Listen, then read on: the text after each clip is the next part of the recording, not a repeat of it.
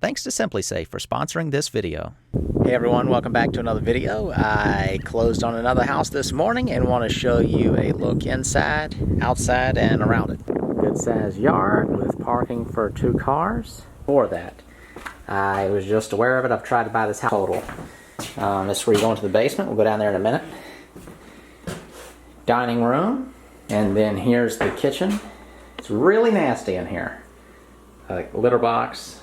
Cat poop all over the place, cat pee on the floor. There's buckets upstairs that the boys that were living in this house were just peeing in. I think that's just pee on the floor. Strange little toilet here in the closet in the kitchen. That's full of pee and some other stuff. Poop on the floor. This is what it's like when you want to buy rough houses. It's hard to believe that some people watch these videos and go, wow, I really want to do that. Now, if you've been watching my videos, you're probably confused about right now, so just hold on a minute. For those of you that are new to my channel, this video is going to serve as an update to bring you up to speed on a renovation I've been working on for over 3 years.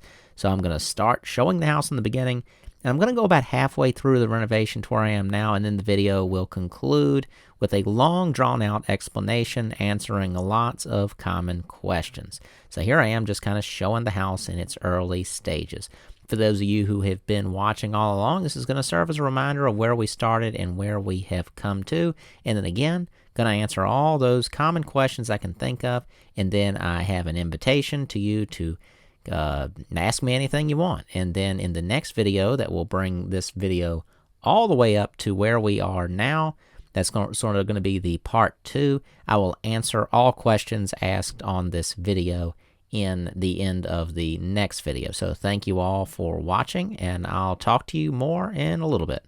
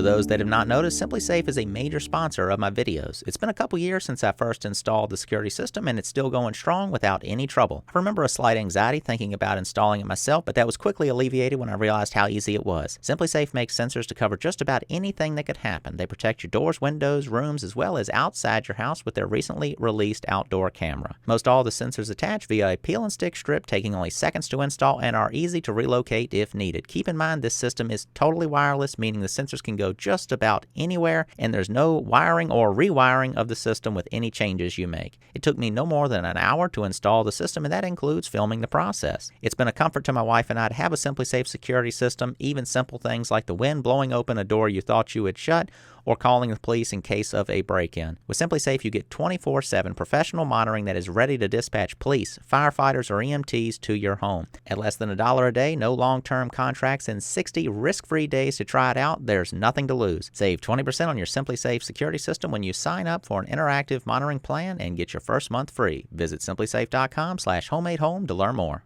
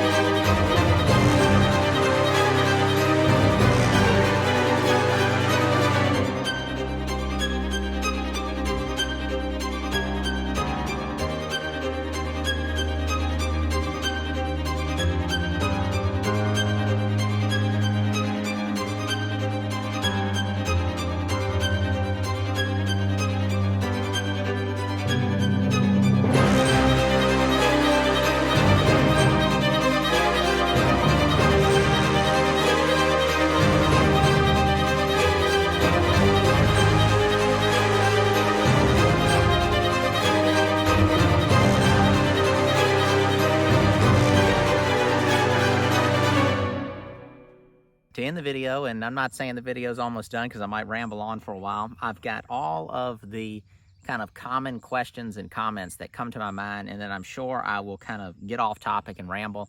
I've got my computer here to kind of reference. I'll be looking down as I'm talking and thinking. If the volume is not right on this, I'm filming this with my phone right now. If the volume's not right, turn it up or turn it down, you know, to match the rest of the video. You get a lot of comments on volume stuff sometimes about volume of the music, volume of the talking, you know. It's the YouTube video. I'm not high production here. I'm just filming stuff. I'm using the second camera I've ever filmed with YouTube, doing it for 10 years. And I use a tripod someone gave me for free. The same tripod I've used the whole way through. It's probably a $15 tripod. Right now I've got an even cheaper one. I think it came from Goodwill for like $2. So I'm very low production. My computer's expensive.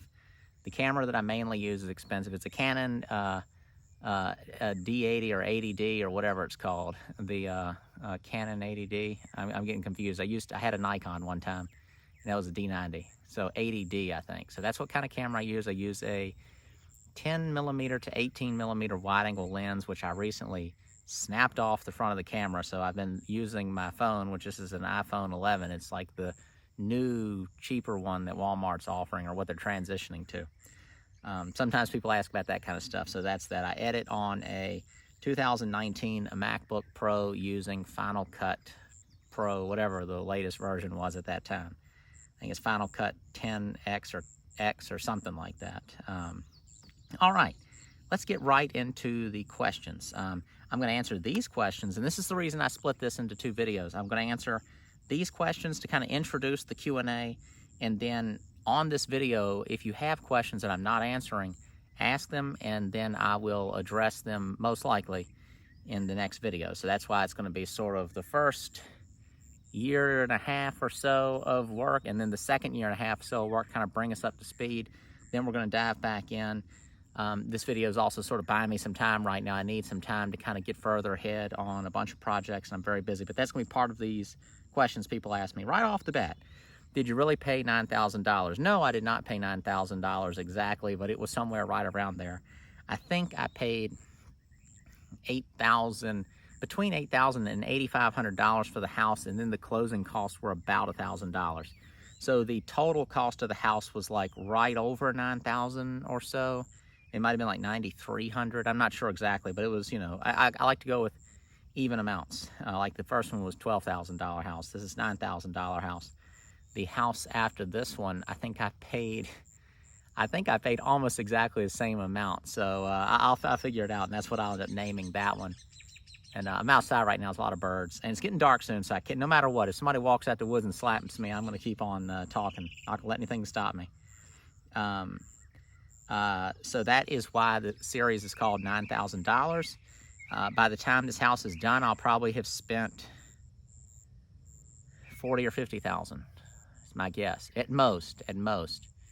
You know, let's see. Let's just say I paid 10 for it. 10, 20, 30, 40, 30 to 40,000, but could be 40 to 50, you know, all said and done.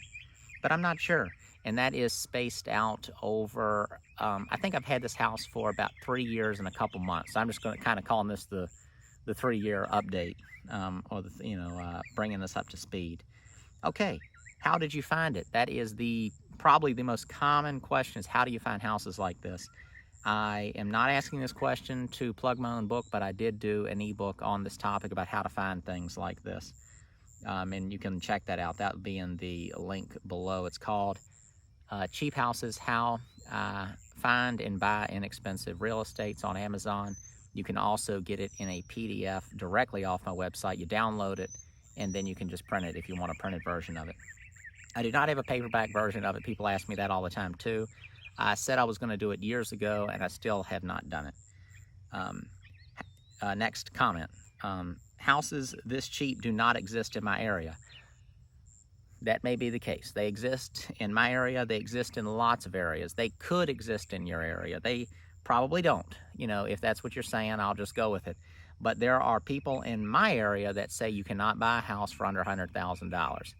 I don't know why they say that, because you can, right now you might not be able to find them that common, but mostly people are talking about you cannot buy a retail house listed on the MLS through a real estate broker that an agent is representing and blah, blah, blah. Yeah, of course, that's different.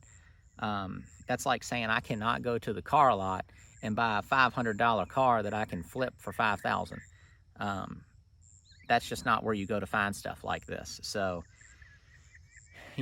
driving around looking in neighborhoods, finding houses that are condemned, finding houses that it looks like are just so rough, and just trying to get in contact with people. And then after a while, you'll build up a reputation for a person who's looking for things like that.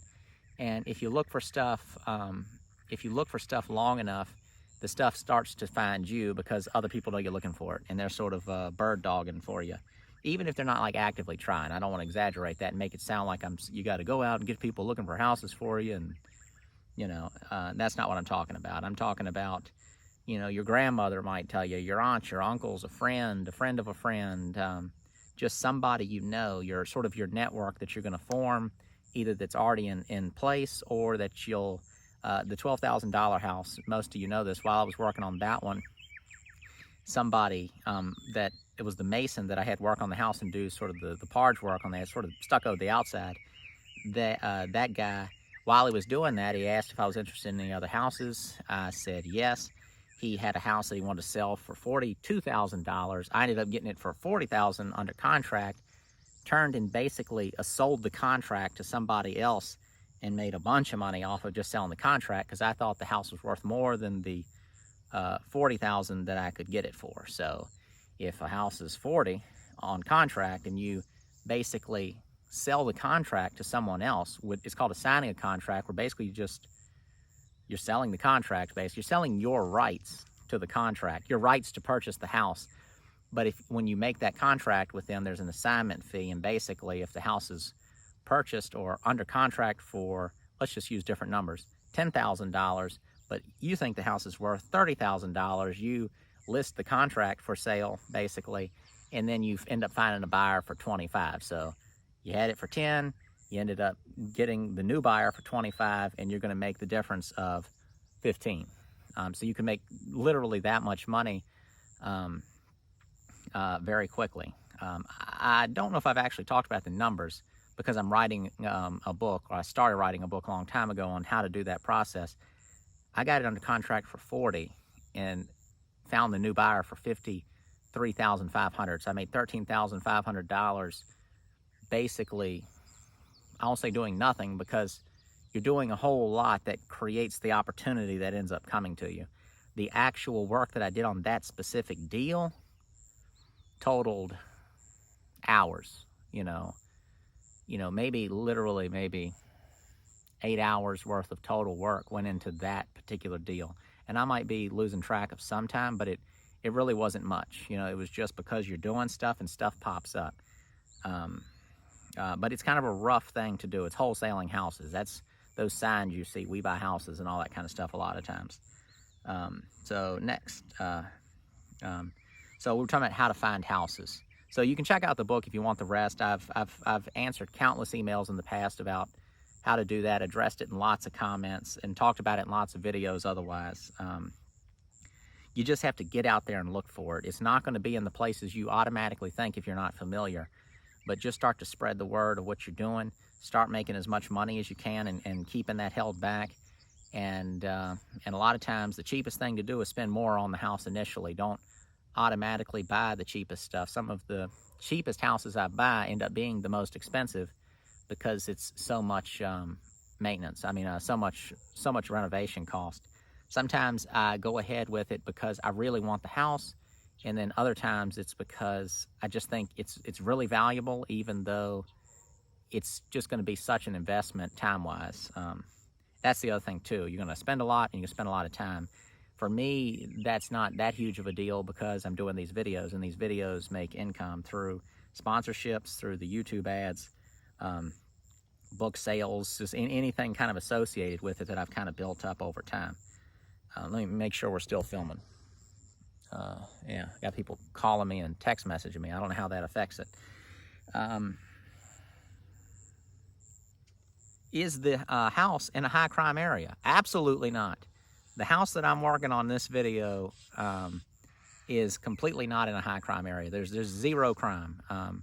I have multiple houses on the same street. I'm very familiar with it. There's no issues at all outside of anything that could happen on any other area where you've got houses lined up down a street.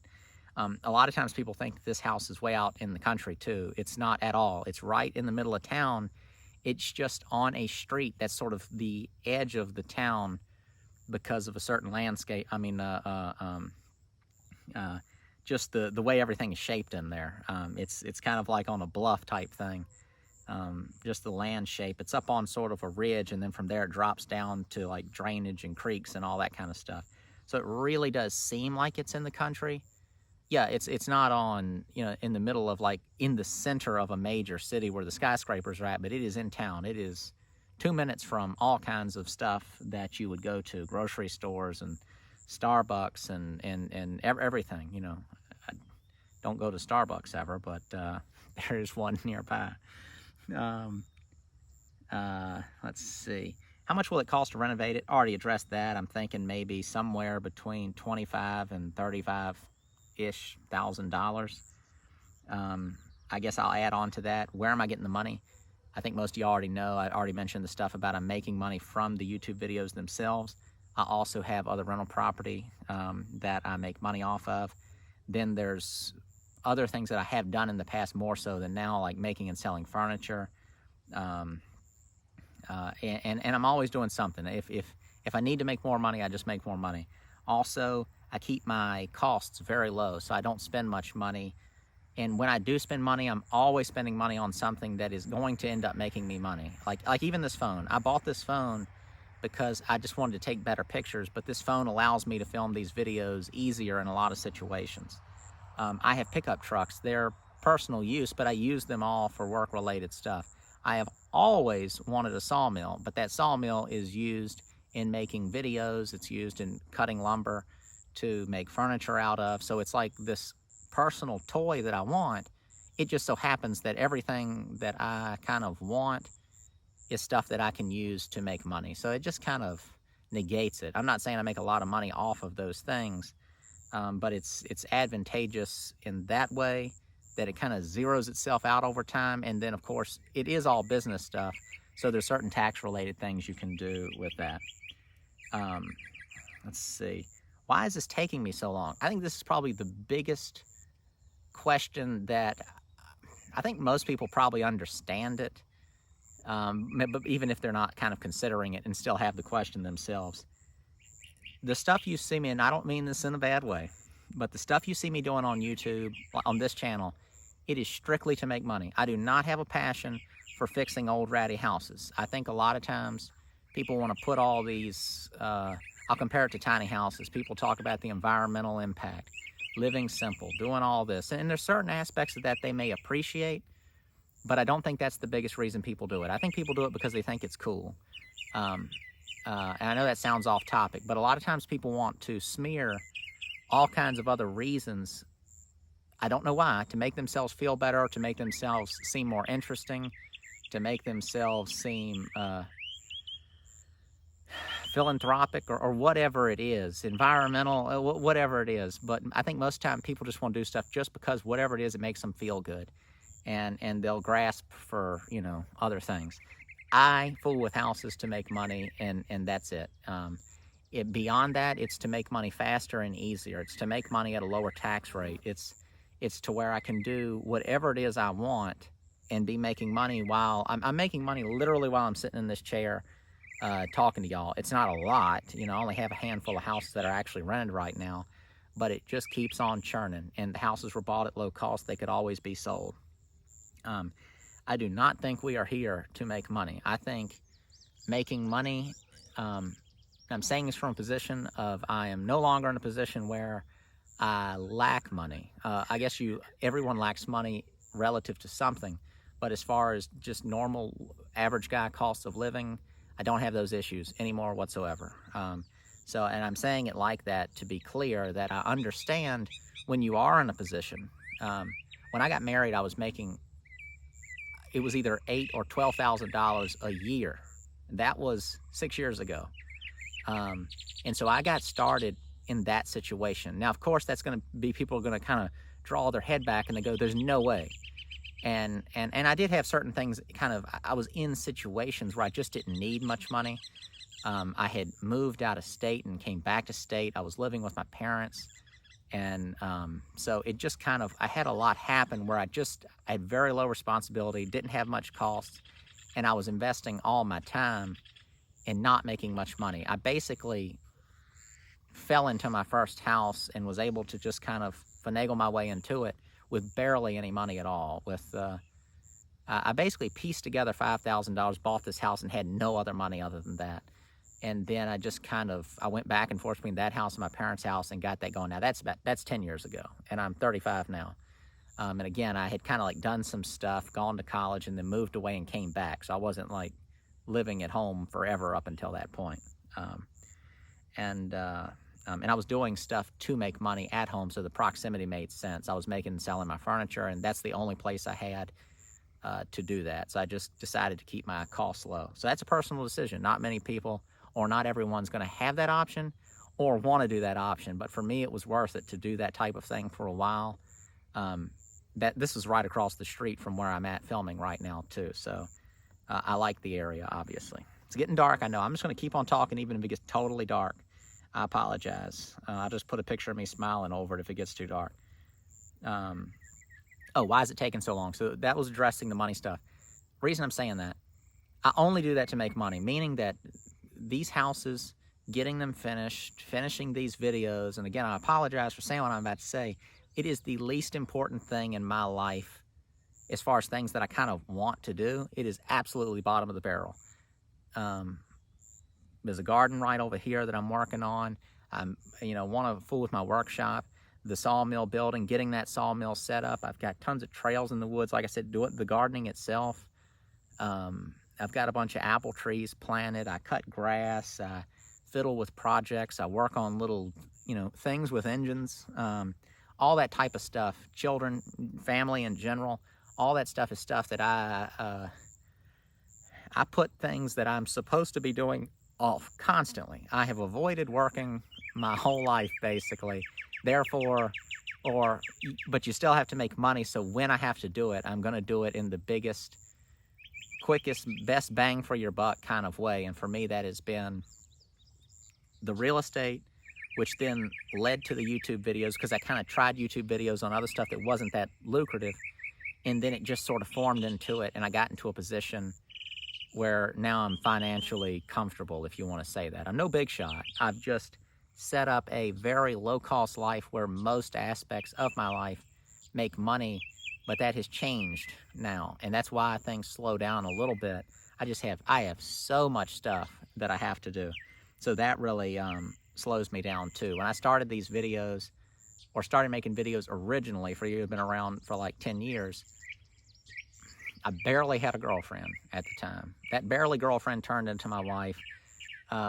And barely girlfriend wife turned into mother twice, and then you end up with a bunch of houses, you end up with tenants, you just, things get complicated, and it's just the way it is, and that is why I really preach it hard.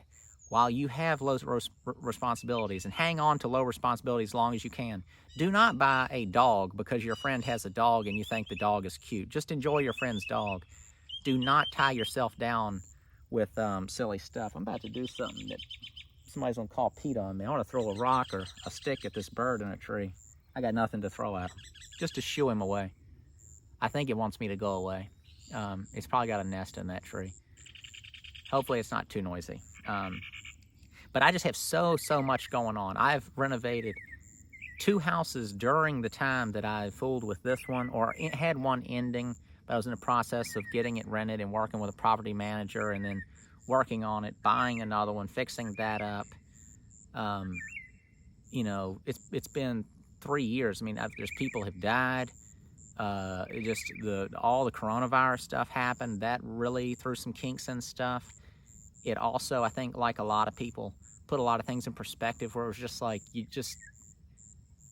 I don't know, didn't care about anything for a while, and just like, forget it. It sucked the fun out of a lot of stuff.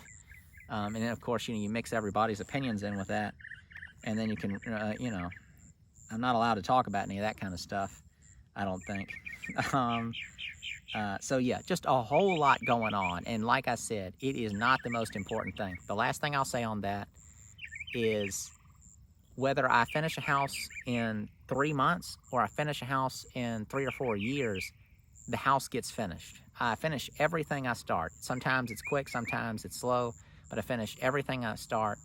And I'll say this, it'll sound critical. I don't mean it towards anybody, but you get a lot of people that over the course of the 3 or 4 years it takes me to do this particular house, they'll complain about it for that long. And in the end, they're going to just have a dip in the sofa where they've been sitting for that long complaining about it.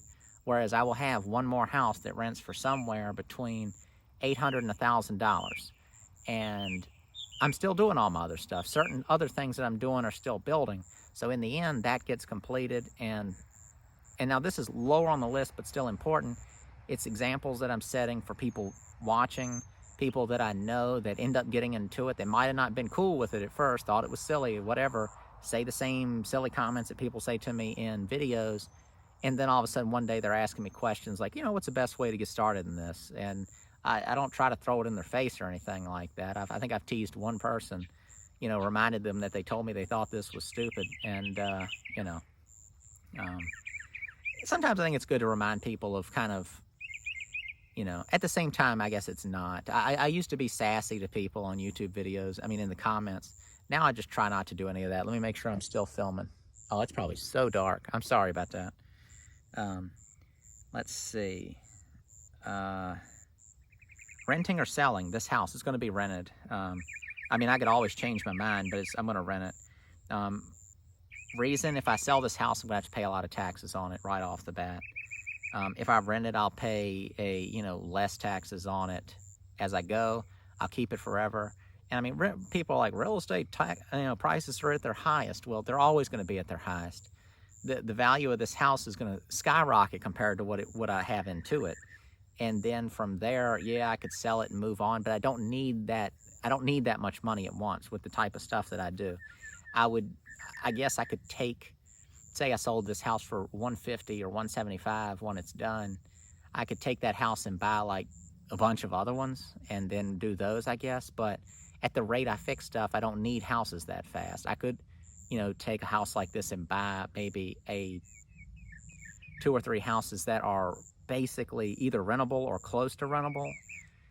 But again, it's not. I'm not like dying to do this. Over my lifetime, I'll build all this rental stuff up and then be able to leave it to my family. So I'm not in like some super rush. I don't want to be obsessed with what I do and the money you get from it, because of the money so far is covered. You can't get too comfortable with things. You still need to keep pushing on stuff, because you can go from 100 to 0 pretty quick if things go wrong. That's what insurance is for. I have life insurance. I have a big life insurance policy, for if worst case happens. Okay. Let's see. Renting also, I think, it opens you up for opportunity. There's just a lot of situations. If you sell a house, you sell a house. Man, the house, the place where I'm at right now, I think I've said it before, I paid $145 for this house right before, basically, it was like right in the beginning of all of the coronavirus stuff happening, which kind of messed up everything, and inflation happened, and then real estate prices just have skyrocketed. People are paying, and I get it, people are like, well, it's 35% increase in prices.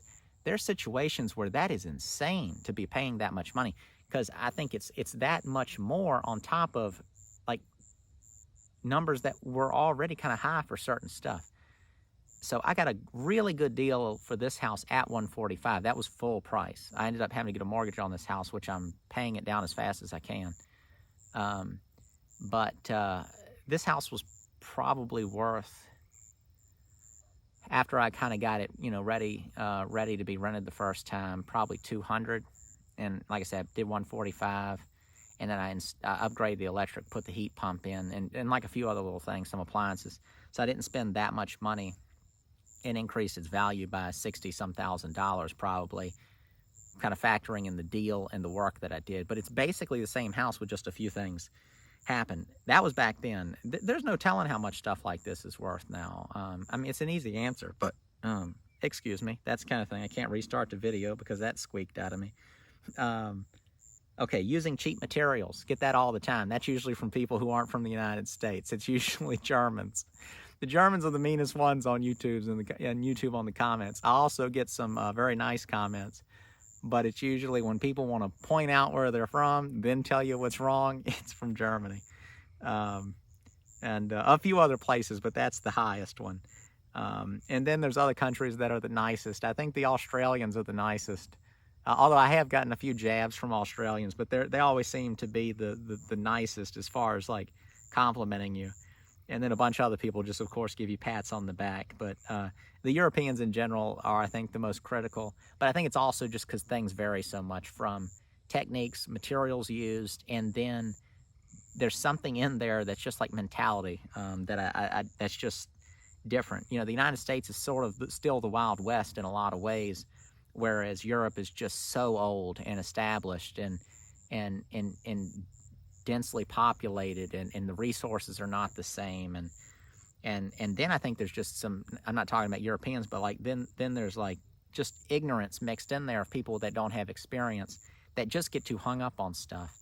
Like, you know, if a house is built properly with inexpensive materials, people say cheap, but inexpensive materials, it can be done properly. It can be done to last a long time. The other thing is too, a lot of these things are just simple residential houses.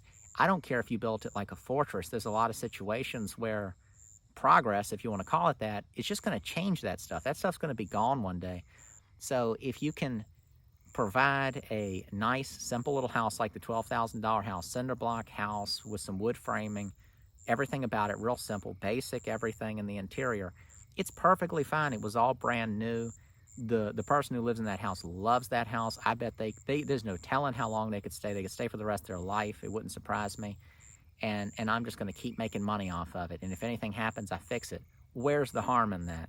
Because something didn't cost a fortune, because it didn't have a brand name, you know, I'll just say it. You're wrong on that kind of stuff. If you're letting that hold you back, that's a mistake. If you're just saying it as a way to kind of be like, that's the only way to do it, but I don't have enough money, therefore I feel okay about not doing it, even though I know I should. If it's about making excuses like that, you know, you're messing up. If you do actually want to do it.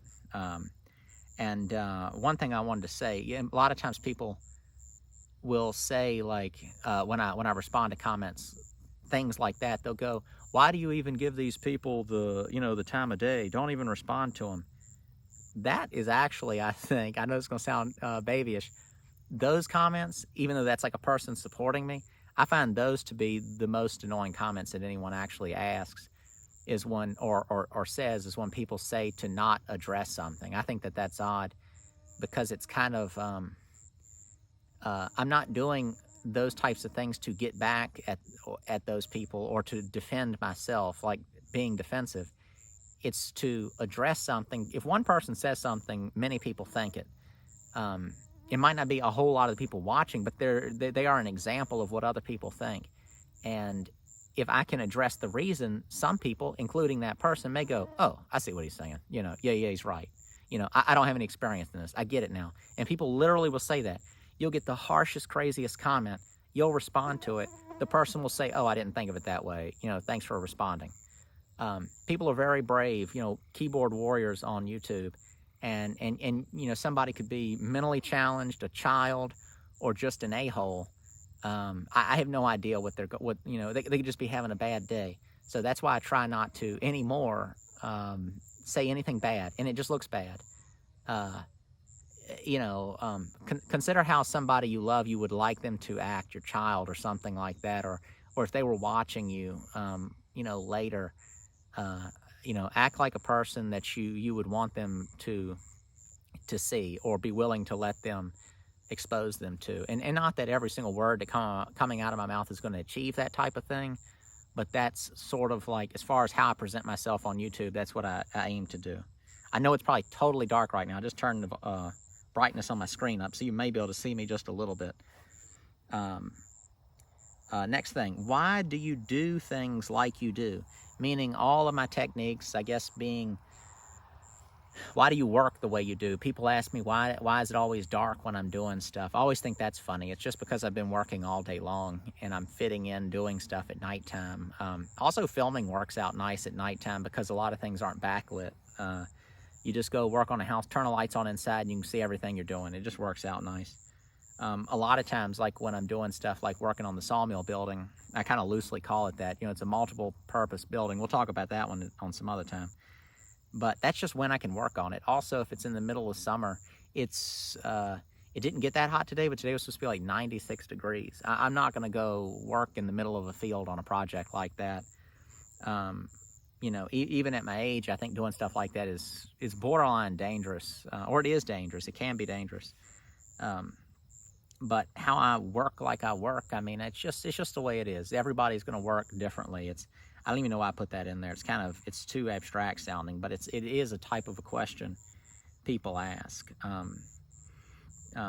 Just do stuff in a way that you're comfortable. Of course, if you find out you're doing something in a really silly way, just change the way you do it, I guess. How do you know how to do what you are doing? Just by doing it. I am generally a very handy person. I can do a pretty wide range of stuff. All the trades are fairly simple. I don't do any kind of HVAC stuff. I could do it. Nothing's complicated in my mind. Most of the stuff is, people have got it figured out. They want it to where installers of different types of things, electrical, HVAC, and all that, is where it's as simple as possible. Manufacturers do that, and then that makes tradesmen buy their products. So a lot of the stuff, the information's out there. We are in absolutely the information age. You can watch videos of, manufacturer videos of how to do stuff. You can easily go get training somewhere and learn how to do different things. But I just bought my first house and then figured it out. And at the time, I didn't have any kind of smartphone, so I couldn't easily look up how to do stuff like while I was doing things. I'd have to make phone calls and describe stuff to people over the phone, which was crazy. Be like, all right, I've got a drain coming through a floor. I need to connect over to this. Do I need to use this type of fitting or this type of fitting? And I'd be like calling somebody that I know is a plumber or an electrician. In some cases, I would get a tradesman to do something, like get an electrician. I knew one. He came and wired my first house, and I helped him. So he did all the work while I just did what he said, and I just looked over his shoulder, and if I got confused about why he was doing something, I would just ask him, what are you doing? Or why are you doing it? Or could you do this? Or is there a different way to do it? Is this the only way to do it? However you want to think of it. Let me do another camera check. I don't even need to be aiming it at myself right now, probably. Hopefully it's not too crazy for y'all. I apologize if it is. Again, this goes back to just, this is the reason I can't work fast. It's not that late right now. It's 9:13. But after I do this, I've got to work on editing this video. I'll be doing this till probably 2 or 3 a.m. And I've been doing stuff all day long. And at the same time, I don't want to sound like one of these people who runs himself ragged. I do not do that. My personality is I get up later than I should. I go to sleep way later than I should. When I really should work on something, I like walk down to my garden and look at the size of my tomatoes. I'm that kind of person. I'm a major procrastinator. It's just when I do work on stuff, I usually get a lot done. But I like to have a nice time, and if you're always doing what you should be doing, you never do anything you want to do, and I think life just slips right by you. I know some very unhappy, unsatisfied, very, people who can check things off the to-do list like a master. But they just get in the habit of doing that, and then they're addicted to just taking care of business all the time. But they have no interests. I just do not want to be a person like that. I'd rather be poor than do that type of thing. I honestly would. But I just wouldn't be in the situation where I think, or I could get in a situation where I was poor, but I'd get out of it. Outside of some sort of other like limiting reasons, like getting injured or just something really, really bad happening. But if it was strictly just because things didn't work out and I had to kind of restart at something, I would just figure it out. And that leads to a different question. And I think that's like, how do you do things? This is an important part of it. You've got to have confidence in yourself. And I'm not talking about cockiness, but you have to be fully confident that you can handle stuff. And you get confidence by doing things and succeeding in things. you get even more confidence once you fail at something and keep going through it and then succeed in it. You know, that sounds like an absolute cliche thing, and I guess it is. My apologies for the change of scenery. The phone that I'm using to film filled up, and I had to get that file off of it, and I moved into my pop-up camper.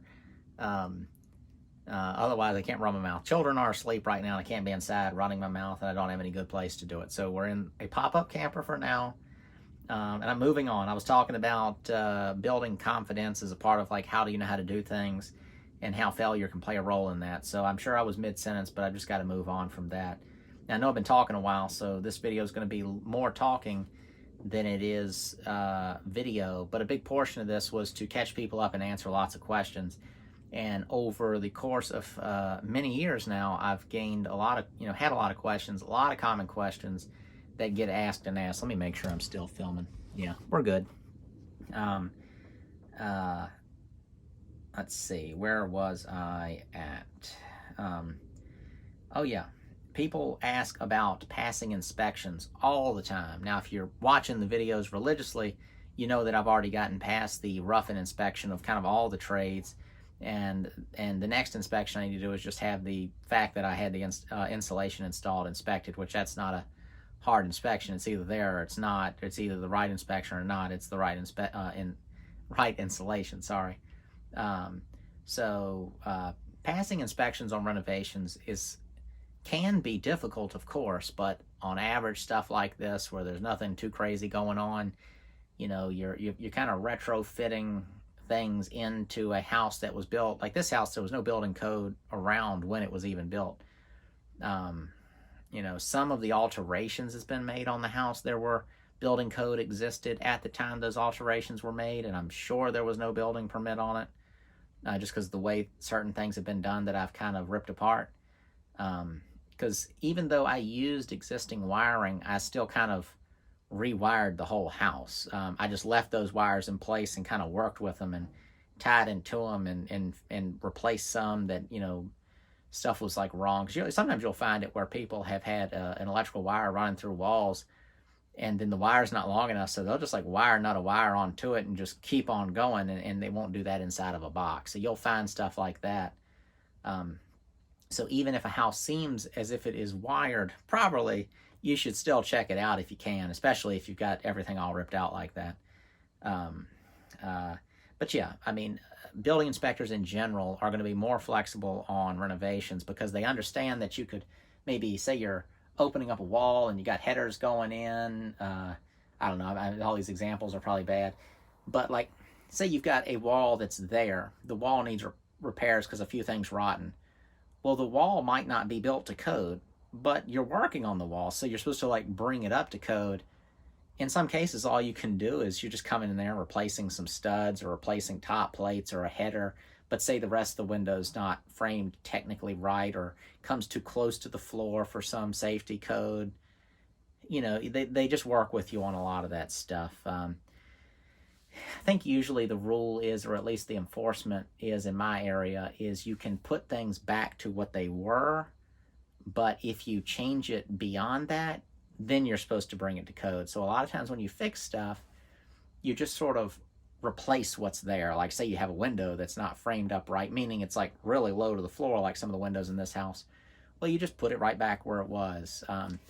Because like windows, for example, get rotted out really easy if there's leaking. But I won't go too far into that. But renovations, there's more leeway than if you're building something new, obviously. Building something new, they're just going to hold you to the code. It's kind of like getting an old junky car inspected. If they really held you to that little list that they're checking off on those boxes, a lot of these cars you see driving around wouldn't be driving around. But, there's just more understanding. They're not going to, beat you over the head like that. Moving on, I'm going to check the camera again. Yeah, I'm going to do that several times. I apologize if that is low budget. Y'all can fuss at me about that in the comments. Let's see, next. Did I answer that? When are you going to install the windows? Windows are going in soon. That gets asked all the time. They're already sitting in the house. I just need to do it. Then I'm going to have somebody do the aluminum wrapping. I've already talked about that, though. You can go check out those videos. When are you going to... No. I hate that you did this or that. I think this is an important question. People will point out that they really hate that I did something, or say that a design decision that I'm making is a mistake. Like I'm going to really pay for it. Oh, you did a glass block window. That's so whatever. That's dated. I also think saying things that are dated are funny, because like every house being built right now has elements that are copies of styles that existed in the past. For example, like craftsman style houses. God, they're everywhere. All these like little fake beams and stuff, and like fake joinery and porches and faux stone and board and batten looking siding. I mean, all that stuff is just this like craftsman style stuff. It's a fake version of that type of thing. I say fake. I don't mean it in a critical way, but it's a very commercial version of something that was highly crafted and not unique, but of a very specific style that is of a very specific time period. So I think it's really funny when people say that something's dated. It's just not what they would want, and that's the biggest point, is because you can do something that one person hates and it's the next person's favorite aspect of something. And I've had that happen in so much stuff. Making tables, have an issue with the table, and I'm like, oh man, they're gonna hate this. You get to the person's house, they point right at it and they go, that is my favorite part about the whole table. And you're just like, that's why I did it. I don't know. It's just no guessing what people are going to want, what people are okay with, what people like, don't like. You can't make sense of anything. I think people in general are such a mixture of contradictions and things that don't seem to go together that there's just no point in guessing. You just do whatever you kind of want to do, and there's going to be somebody that likes it. Like when it comes to houses, for example, you just got to sell the house to one person, and people who rent really don't care that much. They just like things to be functional, clean, and feel like they're getting a decent price. Other than that, people don't get hung up on it. The people who say they do, that's them. There's other people who don't. Next, why do you do this much work on a mid-range rental? This is another very important question, or I think reason for it. And that's because I do not want the maintenance. My first house I ever bought was so high maintenance, it was terrible. It drove me nuts. It drove the people living in it nuts. It was always issues. It was always calls. Going there all the time. Rented that house out for $500-something, and I was there all the time. I really never made any money off that house because of that. It was a lot of, I bought it. It was a lot of, at the time, it cost a lot for me to do everything. I didn't have money to do anything. I was spending money and working on it all the time, even after it was rented, and you get people in it that didn't want to, sucky renters and all that kind of stuff. So with houses improving, I mean, me getting better houses, my second house was just a very low maintenance house. It was not new, but it was low maintenance. I fixed it up really simple. Y'all have seen it. It's the one I think I called a $15,000 house, a little cinder block house on a concrete slab. I did a video of it where I went in there and kind of cleaned it up between tenants, or got it kind of ready to rent after it sat for about a year. But that house is just so simple. It's just so basic. Of course, things can go wrong, but it's not like it's a raggedy old house that just needs a full renovation. So I like a house to be nice and clean. That means I can turn it over to a rental management company because they know it's not going to be a pain, and then they find I'll say the best renters for that type of a house, and then you can ask more money for it. It's just everything about it's better, and it's almost like the $12,000 house, for example. Let me see. I think I'm getting this right. I've only gone to that house one time. No, twice. Once was like right after it got rented. It was just something I forgot to do with I had to put a pressure reducing valve on the water line coming into the house. That's no big deal. It wasn't like it wasn't like something wore out or something. But other than that, I've been to the house one time. It was because a cat got under the house, messed up some of the flex duct, and crawled up into the flex duct and was sitting inside the air return where the filter goes. It was just sitting in there, and the woman just heard a cat meowing and looked over into the grate on the floor, and there was a cat sitting there, and it was because it was like 15 degrees outside, and the cat was just trying to get inside the house to be warm. It was not our cat. It was just some other cat in the neighborhood. But that's the only time I've gone to that house. And again, that wasn't the house. That was a crazy cat that just got into the crawl space because I think the door got left open or something. But just low maintenance is great. So other than issues like that, it's like I just forget about these houses even exist, and it truly turns into passive income. It's an investment that's just making money, and that's what you really want. And when you get a taste of that, you go, this is the answer to money. Is you set yourself up like this, and you really don't have to have that many of them to really feel like you're getting somewhere. And when I say getting somewhere, I'm just saying to feel the difference, to feel good about it.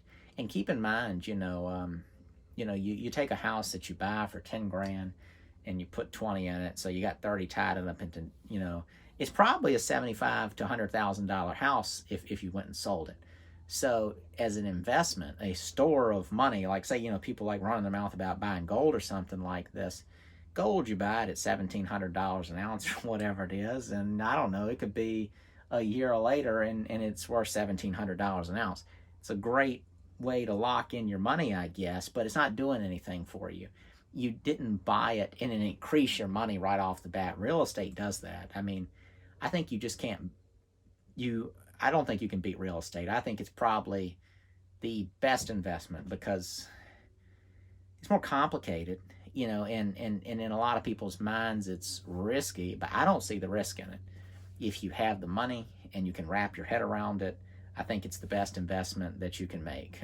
Everything's going to get more expensive, and if you can double, triple your money just by simply owning it, then it's going to throw off that much passive income along the way.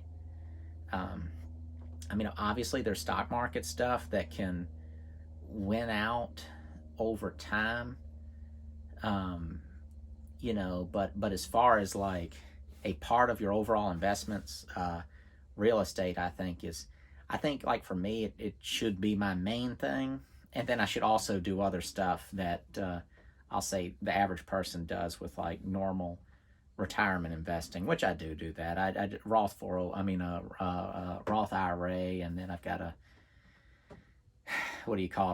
SEP, self-employment pension plan or whatever it's called, which is sort of, I guess, the self-employed version of a 401k. I guess it's just set up like a traditional IRA, but it has higher limits. I don't know how to explain it. I have one. So what's next? Did I answer that? Yes. Difference in building traditions between countries. So I get asked this all the time, and I think I already might have answered this in sort of the why do you do things the way you're doing them. It's just the way it is. You got to keep in mind that depending on where you're at, there's all different types of laws and environmental things, and like a lot of people like will say negative things about wood being used in houses, but they're from an area that all their trees were cut down, hundreds and hundreds of years ago, 1,000 years ago for some thing that happened, I don't know, it was being cut up to make charcoal or something crazy. But yeah, wood is just a resource, for example, that the United States, Canada, and all, it's just got tons of it. And of course, and the funny thing is in a lot of these places, like wood's very, very renewable. I'd say it's very low impact. But what it is people, I think, see it as this like direct line. It's like, oh my God, trees are the environment. You're chopping it down, and they've got this like Fern Gully thing in their imagination. When they, I don't know, they drive an electric car, and they have no idea about like lithium recycling or lithium mining, and again, I'm not harping on that. I think electric cars are cool. I've got all kinds of this Milwaukee battery stuff y'all see. So the fact that you can make a car run off a battery is really neat to me. But I'm not blind to your electric car is running off of a coal power plant, or nuclear power plant, or a whatever kind of power plant, or a river is dammed up. There's a cost to everything. It just depends on what you decide to look at and value, be afraid of, and not be afraid of. I got myself distracted on that. but like wood is a very renewable resource. The type of wood that houses are being made out of grows very fast, relatively speaking. Most of them are farm trees. Uh, for example, a lot of the places trees were grown were like tobacco farms and stuff like that. And then tobacco went out in the 80s, and a lot of places just boom, they just planted pine trees on that land immediately. That kept it into land use type thing, tax reasons, and so they're farmed trees. It's a crop just like corn or something. And before that, it was just something like corn growing. So we've got lots of trees. Now, of course, there's a lot of areas that get clear cut, but most of that's just, the wood gets used, but that's just to build stuff. A lot of times when things get clear cut, and even when things do get clear cut, they get clear cut, and then the following or the upcoming fall, they're planted out in pines again. So in 10 years, it'll be a 20-foot tall pine forest, and in 15 years, they're way up there, and then by the time it's ready to cut them down again, it just looks like there's always been some forest there. So stuff goes by fast, and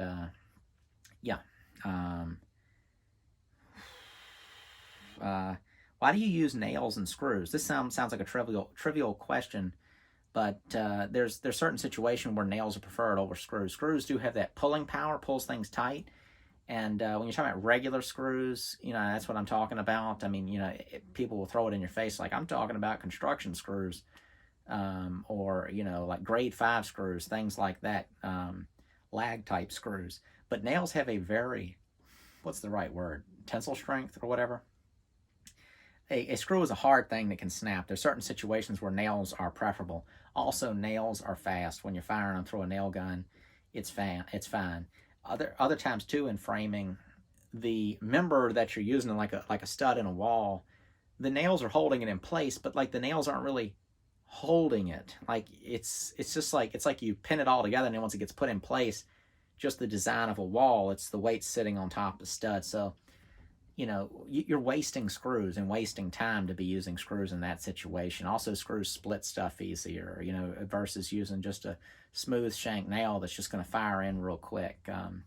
You use which one wherever it makes sense. Sometimes when I'm doing stuff, I would normally be using nails, but I'm like, okay, I need to use a screw here to really pull this in tight to something. I'll use screws to do that. Let's see. Your house is just going to fall apart since you're using such low quality materials. And I already think I kind of maybe addressed that, but the house is not going to fall apart. I think it's funny, people will say that this house is going to fall apart in 6 months, and they're commenting on a video that's like 5 years old, and I am familiar obviously with the specific application of whatever material they're referring to, and it looks like the day that I put it in. So that's just not the case. Why don't you pay someone to work on it? Sometimes I do, but a lot of times I do the work because of the videos, just because it's the way it is. This goes back to I'm just getting it done. Again, I think it's a good example to set for like my children, for example, seeing me do this type of thing. I learn skills. I don't know. It's just what I do. And in cases where it really makes sense to me, or where it would be crazy for me to try to do it myself, that's where I would try to get somebody to do something. Like, for example, wrapping those windows. I just don't want to do it. I know I keep getting people say, just buy yourself a brake and then do this. I'm like, I'm not going to buy the used $1,500 brake and then go buy the metal, and, I'm just going to have somebody come and do that part of it. It's the same way with the drywall, even though, like, the price of it makes me go, oh, just going to get somebody to come do it that can do it efficiently. I know I don't want to do it. So that is all of the questions. I had a few video related questions, but people ask me about music all the time. I don't list my music, like what it is. I don't have time to fool with that. I use music off of Artlist. I think is it .com? Artlist. It's a website called Artlist. You sign up for it, you pay annually for it. You can go on there, and the music is just royalty free music.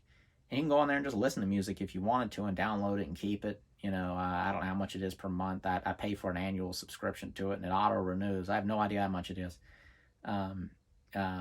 People say the music sucks. Other people say the music's the best ever. I spend a lot of time on the music because music's not a strong suit of mine, of like knowing, I think, what sounds good. So I do spend a lot of time on it. and in my mind, the times when I don't spend a lot of time on it, like it shows up. Now, I guess if you don't like any of it, you don't know the difference between when I think it's good and when it's not good. Um, but yeah, sometimes I really kill myself over the music part of it. Sometimes it goes really smooth and it just happens. But when I'm picking this music, people sometimes think you're like smarter than you are because like, oh, the beat of the music just lined up. But they're kind of ignoring all the times where the beat of music didn't line up with the video. And then it's all of a sudden that it's just like a random time where something in the video happens with a peak in the music and they think that I'm editing better than I am. But it's just, there's a lot of ups and downs in the music and then in the video, and then sometimes it lines up. But my taste on music is really wide, and that's because I'm not a big music person. So I'm not like really opinionated on it to really. There's certain types of music I'm not a fan of, but there's a lot that I am a fan of, but on a very shallow level. The types of music that I actually really like is probably way too weird. Like I'll like something like Japanese flute playing or something, just because of its peaceful nature. And then like I'll like Frank Sinatra, which is mainstream for what it is. And then I'll like some like yoga type calm music or like some Native American flute playing. I don't know, I guess I like flute playing. I like classical music that was like soundtracks for movies, like Last of the Mohicans, stuff like that. So I've got a range of stuff, and then I try to mix, I guess, what I know people like, a lot of this folky sounding music, which I do like it, but that gets kind of old and annoying. So I try not to harp too much. I mean, go too much on that because anybody building a log cabin on YouTube and does anything, they kind of do that thing where they try to make their life sound magical while some emotional folk music is playing in the background. So I don't like that kind of vibe that does. And I like the mixing it going like from classical to all of a sudden it's almost some sort of hip-hoppy, jazzy sounding song and kind of jumping around. And then every once in a while, some of the songs that I'm putting in there are like an absolute joke that I think the song is just funny or something. And so I think that mood change, especially when you're making longer videos, it kind of wakes you up. It's like if it's this classical music, it's real pretty. And then all of a sudden it's like some, the kind of person kind of like, gets them out of wherever they were, just to where the video is not as monotonous. People say, this is the big thing. This is, why I do this specifically. Why do you put music on this stuff at all?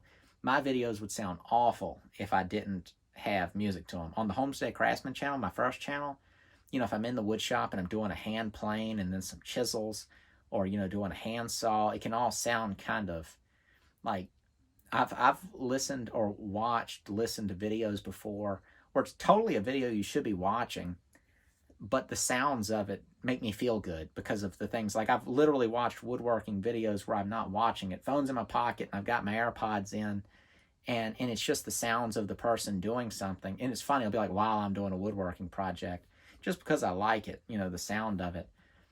Or I'll watch a video where the person talks occasionally, but then they're demonstrating something. And while they're demonstrating, I can keep up with it because I know what the specific tools sound like. And then they'll talk about it. Which brings me to my last thing I'll talk about. And it's funny, I'm saying this last. Major comment that I've gotten for years since I started a YouTube channel. You talk too much. I get it. I do talk too much. Talking a lot, though, is where every opportunity pretty much that I have has come from because I run my mouth so much. I have left so many situations, and then when I've left, just go, man, I talk too much. But I'll say more times than anything else, that's what the real result is. But me running my mouth has been the thing that has gotten me a lot. Talking a lot is good practice in a way. I know when to shut up. But like right now, it's like my own YouTube videos. It's not my fault that my YouTube videos became relatively successful. I was making videos back when they weren't successful and I was talking a lot too. So I think that there's a bigger crowd there that's valuing kind of why I'm doing it than the person who runs their mouth. I think the person who runs their mouth is a lot of times in the minority, but they're running their mouth so loud that people kind of think they're the majority and then try to please them. And I think that that's probably what goes on with a lot of things in the world. The majority is just afraid of like, and I say minority, I don't mean minorities of any sort, but I'm just saying, like, the person who's being the loudest. There was a line one time that I connected to really good, and it was in that Parks and Rec show. The dark-haired girl said to the Leslie woman in the show something like, it was some sort of controversy going on with her and her little political career, and she said, and the girl said something to her like, "Don't worry, the craziest people are just screaming the loudest." And let me make sure I'm still filming. Yeah, it's gonna be such a long video. Why am I saying that? You talk too much. Yeah, so I think, like, the fact that somebody doesn't value the thing that you do the most, why are they still there? Just because there is an aspect of what you do that they like. Well, I don't get why people just can't extract that and then tune out for whatever it is that they don't like, or get over it. I mean, I would not sit here and watch a video where a guy's talking for 40, 50 minutes if I didn't like it. If you are one of those people and you're hearing me say this, you're a nut. But if you like watching this, if it's not like slowing you down, if it's not hurting you and you're wasting time, if you're just somewhere doing something and you're just listening to this, there's no harm in it. I may say one thing in all this that does something for you. And that's why I do it. The other thing too is, and I call it selfish if you want, but I work through a lot of my own ideas in videos. It could be what I'm doing in the houses, meaning that I'm working on this house, and like, I'm not hung up on any one house that I'm doing it, and then like the next house, the goal would be to sort of improve the way I do things, and I make better decisions on the next one. Well, when you hear me talking like this, a lot of times it's sort of like I'm talking out loud, and in my mind at least, I'm kind of having a conversation with you, even though it's one-sided. These are all questions been asked a lot, and so I'm talking, and then I'm thinking of other things that people have said, and I'm responding to that. So, I mean, I am having a conversation with you, even though this isn't a live stream, and I'm not responding to like chats and stuff like that. I don't like that kind of thing. I'd accidentally say something I really regretted if I was live, I think. So that's the reason I talk a lot, partly. I think the other reason is when I started making these videos, I never started making these videos for the intention of them strictly being entertaining. I was kind of just making them, and I was like, this could be a thing that makes some money, but who wants to just see a guy hammering a 2x4 into place 1,000 times with catchy music going with no explanation of what the context of it is? I think stuff like that's so misleading. I think it's what's wrong with the internet as far as social media stuff goes. Like, if all I did was made 5 to 10 minute long videos of what I'm doing, knocking stuff together, never letting you see me mess up, making sure my hair is combed just the right way and that I'm dressed a certain way, smiling, and I don't know, got a car I can't afford in the background, but not, letting you know that. I think stuff like that is so misleading, and it risks people just feeling bad about themselves because they see some guy that they no context in anything, no references, no background of what went into anything. I think it's a mistake. That's why every once in a while, I'm a very private person, but when I said that thing about how much money I made, like $8,000 when I got married, and that was only 6-7 years ago, I'm not just saying that for my own, like, to pat myself on the back. I'm not going to say exactly how much money I'm making now. It's a lot more than that. I'm buying houses, I'm renovating, I'm telling you how much money I'm spending. You can see how much is being spent in a certain amount of time. I'm an average guy with a mortgage, with all the living expenses, so you can kind of get an idea. Most all that money is being spent on business stuff. Like, my personal income in the end is average to below average as far as like what I consider my personal income, even though my gross income is much higher. It's all being dumped back into this stuff. And if I didn't dump it back into the stuff, it wouldn't be able to continue. So and I think that's a lot of the misconceptions people have about people with businesses.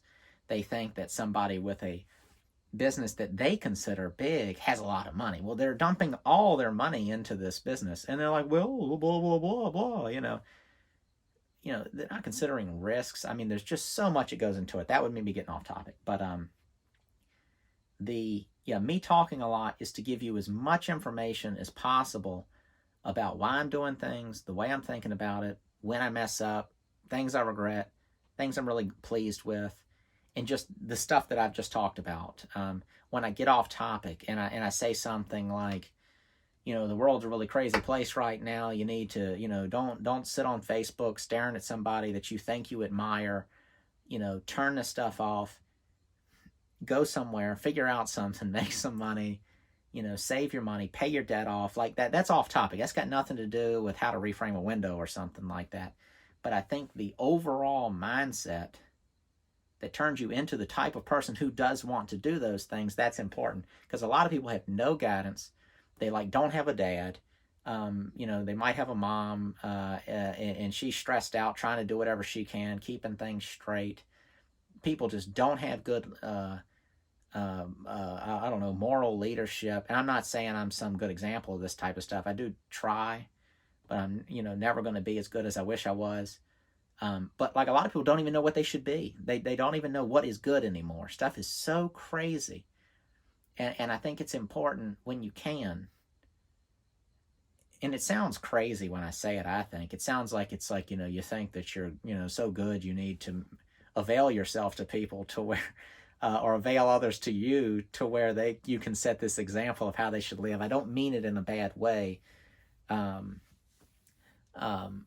I am partly modeling a lifestyle that I think is good. There's a lot of things that I could do to improve. I am not as good as a lot of you think I am. I promise you that. There's, nobody is in these situations, and I've always tried to be mostly realistic. Now, I'm not going to, sit here and whine to you about any, issues I feel I have. I guess the example I'm trying to set is what I'm aiming at personally. The persona that I present is what I would be aiming at personally. But yeah, okay. So I think that's a good place to end it. I apologize for all that. An invitation to you all to ask whatever questions you want. They can be questions based off these or just things that I haven't answered. I know there's other common questions. And I'm thinking of them along the way, but this has got to end at some point. Feel free to ask anything you want. I may or may not answer it.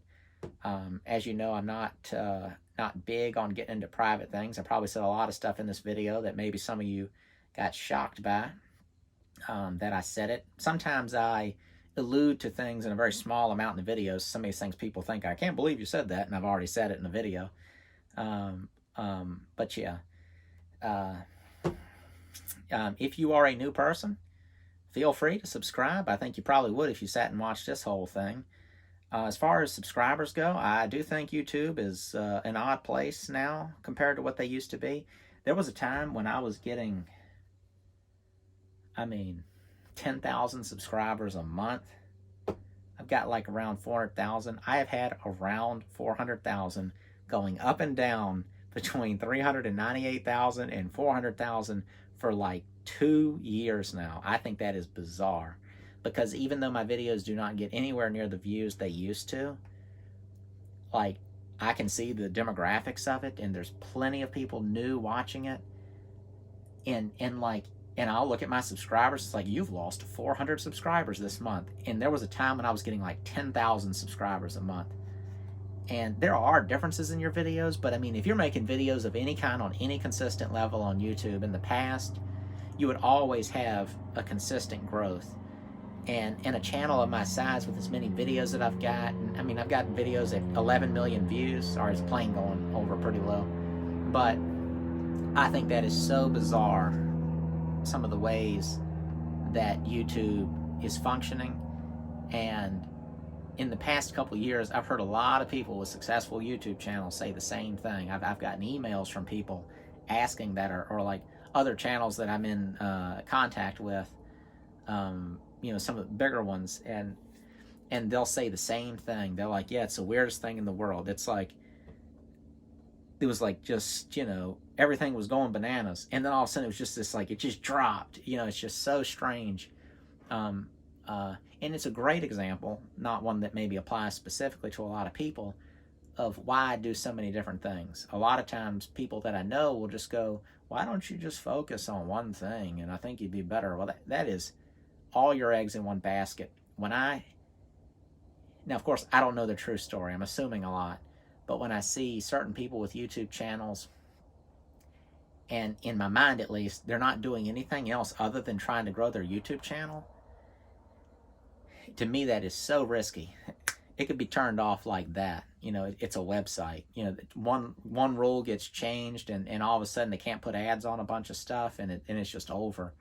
And especially if your lifestyle is just, you know, in pace with the growth of a channel, and the more money you're making, you could really get in a pickle if you've got a lot of expense, you know, in your lifestyle.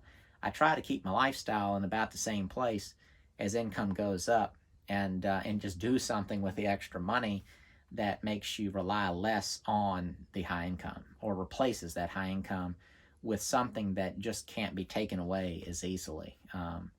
So yeah, that has not much to do with anything, but greatly appreciate you all watching. This is so far into the video, it's probably not useful for them, but thank you to SimpliSafe for sponsoring this video and so many others. Obviously, you all know that they are the main sponsors, and ant on my phone, main sponsor with the occasional other sponsor.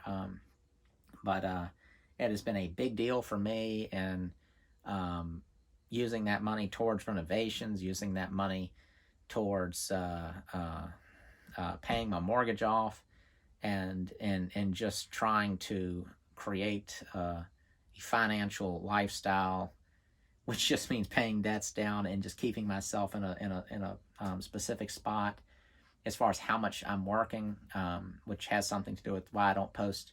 Yeah, I post a video like once a month or two a month at most, just because I don't want to spend that much time doing it. I would love to entertain you all the time, but that's not my goal in life.